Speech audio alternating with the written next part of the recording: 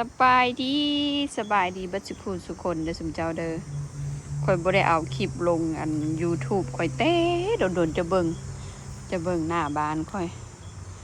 ข้างบ้านบ่แม่นหน้าบ้านอันซะหน้าบ้านแล้วแม่นอยู่พี่สมเจ้าหน้าบ้านน่ะอยู่ทางพี่นี่นะดอกไม้อันนี้ดอกดาวเฮืองเด้อสมเจ้าเด้อเมืองลาวเขาเอิ้นดอกดาวเฮือง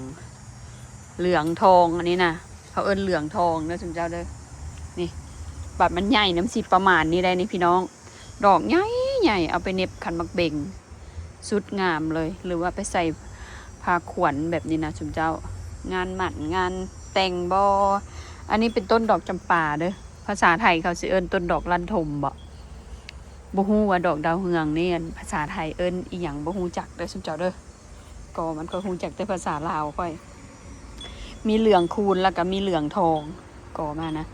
ต้นหมักเผ็ดปีนี้บ่งามพี่น้องปีนี้บ่งามคือสุมเจ้าเห็นคลิปค่อยที่ค่อยเอาลงไปนะมันจะงามแม่นบ่ปีนี้บ่งามปานใดก็มานะแต่ว่านั้นหลายๆคนก็ถามว่าพันหยังว่าซั่นน่ะค่อยก็บ่ฮู้จักดอกสุมเจ้าแต่คันว่าหลายๆคนลาวเขาเอิ้นพันกะเหรี่ยงบ่ภาษาไทยนะมักพริกกะเหรี่ยงนะ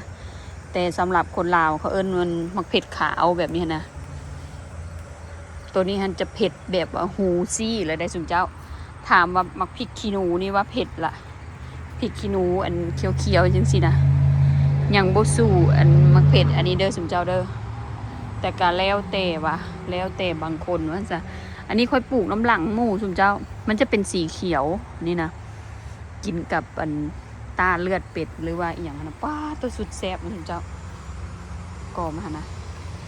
ก็สิประมาณนี้มันค่อยสิไปทางข้างเบื้องนั้นปีนี้บ่ได้ปลูกหลายจ้ะ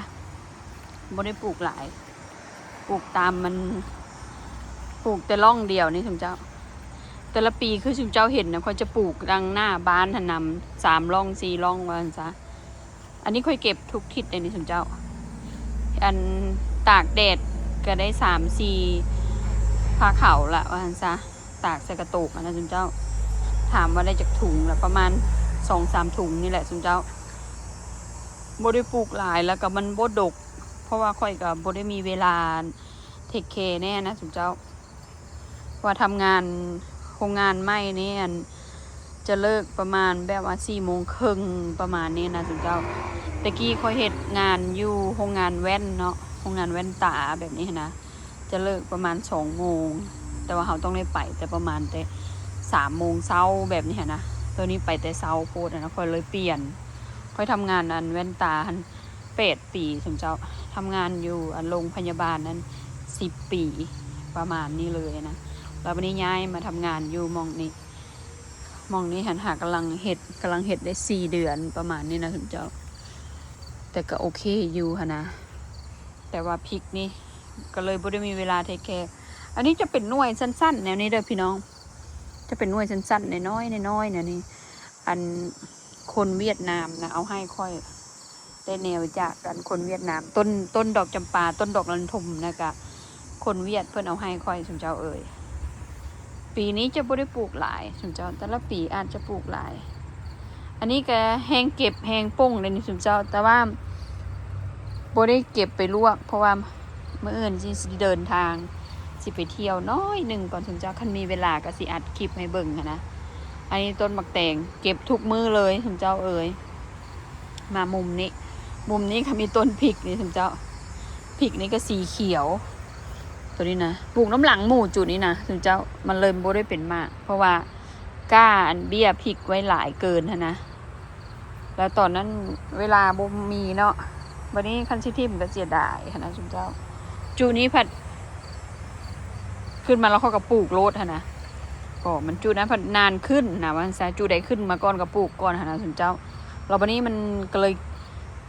เป็นก้อนหมู่วันซะปลูกก้อนก็เป็นก้อนวันซาสมเจ้า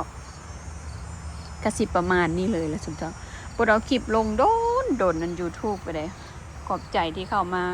เบิ่งเข้ามากดไลค์เข้ามาติดตามกันเด้อสมเจ้าเด้อค่อยกับพยายามอยู่ได้สมเจ้าเห็นน้องค่อยเฮ็ดเนาะมันเฮ็ดทุกมือเลยน้องค่อยนะหากก็เห็นได้ยินว่าได้เงินได้ประมาณนั้น